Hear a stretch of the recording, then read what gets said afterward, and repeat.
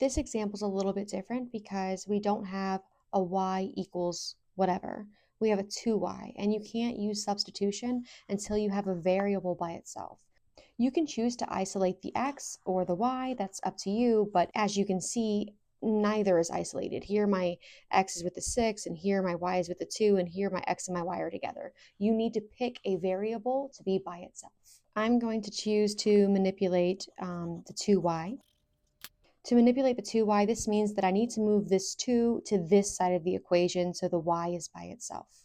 I'm not going to do anything with this equation yet. Okay, so here, this is multiplication, and I know this because there's no symbol in between the 2 and the y, and there's no fraction bar to represent division, so this is multiplication. And the opposite of multiplication is division, so to move this 2 to the other side of the equal sign, I'm going to divide. 2 divided by 2 is 1, and anything times 1 is itself, so this cancels out. And this becomes my y. Y equals x plus 6 divided by 2.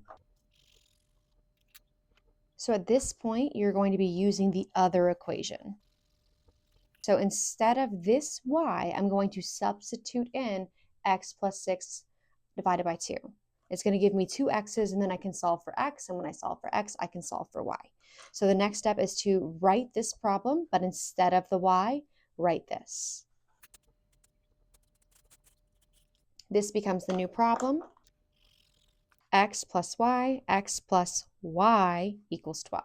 Now we're just going to use basic algebra and solve this. Here we are dividing by 2, and the opposite of division is multiplication. So I have to multiply every term by 2. So this x and this 12 will both have to be multiplied by 2.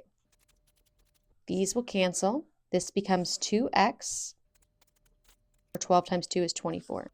2x plus 6 equals 24.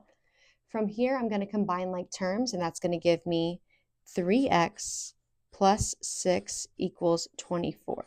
From here, I have this 6 all by itself, and it's being added, so I'm going to do the inverse because solving equations, you do the inverse operation. This is addition, so I'm going to subtract. And then from here, again, there's no symbol, so I know this is multiplication, and the opposite of multiplication is division.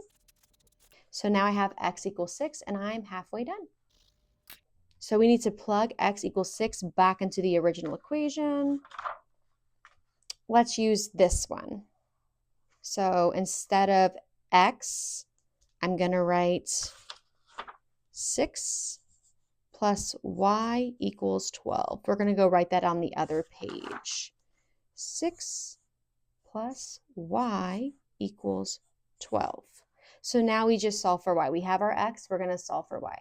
This kind of confuses a lot of my students because there's no symbol here, and a lot of times they want to divide it because they don't really know what operation we're using. But because of this plus sign, it's going to be addition or subtraction, and if there is no negative sign, it's positive.